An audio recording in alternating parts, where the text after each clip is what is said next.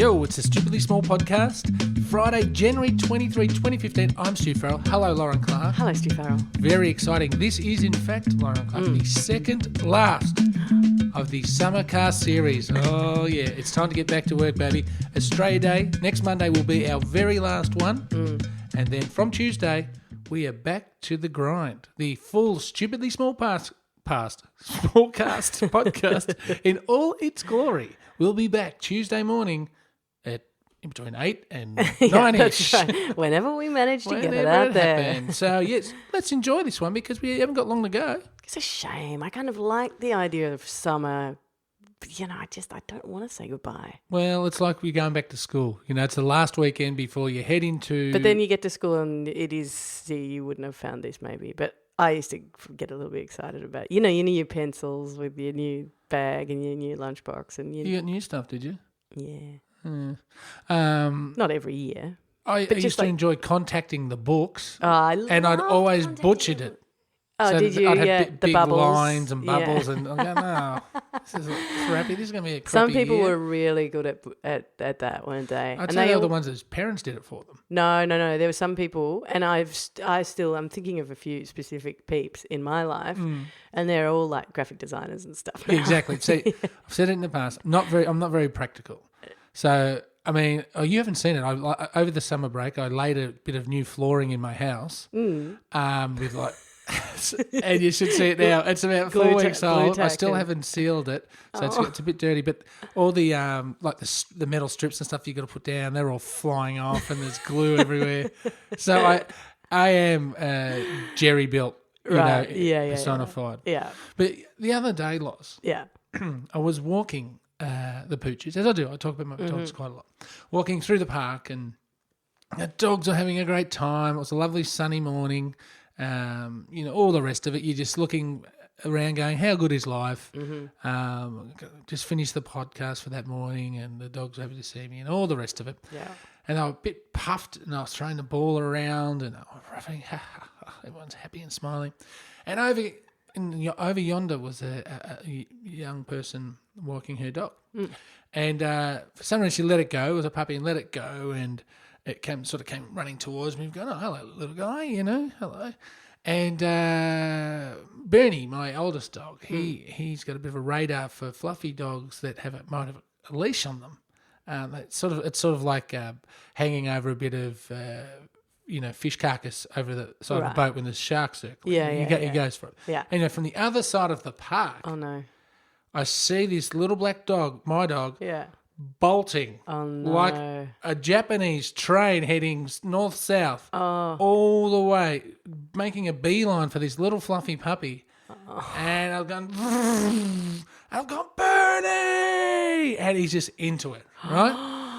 Now, my other dog, by the way, Tess, just trotted over and sat down and watched what was going on with the ball in her mouth. Now, she's the nice one. She's helpful. She's not the favourite, but she's the better mannered one. Yeah. Anyway. She's the one that goes, aren't I doing well? It gives you that look, doesn't she? She goes, like, what am I? I'm not going to do that. It's stupid. Yeah. She's sort of the smart one. I like the idiot. Now, the woman, of course, panicked. I panicked. Yeah.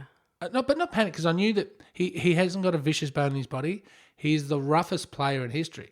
So he sees this little fluff ball. But rough play with a fluff ball could turn bad anyway. Well, rough play with a fluff ball only. I don't know what. Yeah. Only turned bad. Yes. When the fluff ball starts making noise. Oh no! What? So if it starts screaming, as you would imagine, because it thinks it's under attack. Yeah. I'm going, don't worry, he's not hurting your dog. He's not hurting your dog. Blah, blah, blah. Anyway, fluff ball's screaming. Yeah. Bernie's loving it. He's just like, the more screaming, it's like giving him power juice. Oh, it just turns him on more. Oh, no, right? Bernie. And the woman's trying to pull the dogs apart. I can't get to Bernie because she's getting in the way, and Bernie's running around, and I was going, what's going on? Eventually, we get them apart. Picks up fluff ball. I grab Bernie. He just standing there with his tail wagging, smiling, right? I said, check your dog. It's fine. There's not a bite mark or a puncture mark on it. He just sees it. He loves it. Like it's playing and then the noise and he goes even crazier. He didn't bite your dog. He's just razzing the hell out of it sort of thing, right? Like he doesn't attack anything. Yeah. which is no consolation. She's still like, oh, my God, that was so frightening. Yeah, of course. And I'm going, I'm really sorry. Like, Bernie, he's standing here. He wants to keep going. Like, he's just standing on his tailway. He's not like, there was no growling or anything. Yeah. And I said, the two of them play very rough and they blah, blah, blah, blah, blah, blah, and I'm trying to explain and the dog's sort of shaking in her arms. And then she goes, are you Stu? I'm going, oh, you are kidding me. And I've said... Is this an on-air apology to one listener? Well, yes, because... No, that's... I think the dog was called Mookie. And good morning to you, Ellie. Oh. I should have done this weeks ago because it happened earlier in the holidays. We hadn't gotten around to it. And she goes, oh, I subscribe to your stupidly big thing. And I've gone, oh, my God, I am really sorry. And I'm just thinking, what bad PR is this? I'm trying to get terrible. You've got to stop attacking listeners' dogs. Well, I'm trying to get a podcast off the ground with my good buddy Lauren Clark. And this is bad. The few people in the world that are joining us out of the billions in the world. Why did it have to attack someone that's actually trying to support us? I know, that's bad terrible PR. So, bad PR, but we eventually got chatting. Yeah. And all was fine. We had a couple of mutual friends and from a distance it was... Oh, well, certainly when she walked off with the dog, she felt safer. But from a distance, we didn't know each other, but we knew a couple of the same people. There's a big part of Stupidly Big. So I would like to, at Stupidly Small, I would like to apologise officially on the podcast for that rightly so. bit of bad PR. I can't believe these weeks have passed or however long with that apology unuttered. Well, I mean, Ellie seemed like a very level-headed person because she didn't, like a lot of other dog owners, they freak out. Like, if you're carrying your fluffy little dog through an off-lead dog park in your arms, do you not expect other dogs to come up and say, what is this meal you're carrying through the park? You know, like you don't carry a dog in front of other dogs. I wouldn't know. I'm not a doggy. Dog ownership 101. Right. Why? Can you explain to me, I believe you studied in Boston once. Stop. Can you explain to me what the 101 thing is? Do you know? Yeah, isn't it the course code? Meaning... So the start. 101, the very first class. Right. So it's like dog ownership for idiots. So if it 101. Was... Exactly. The start. You know nothing and we start with you. Dog ownership for the slightly advanced is 102 and then the super advanced is 103. Right.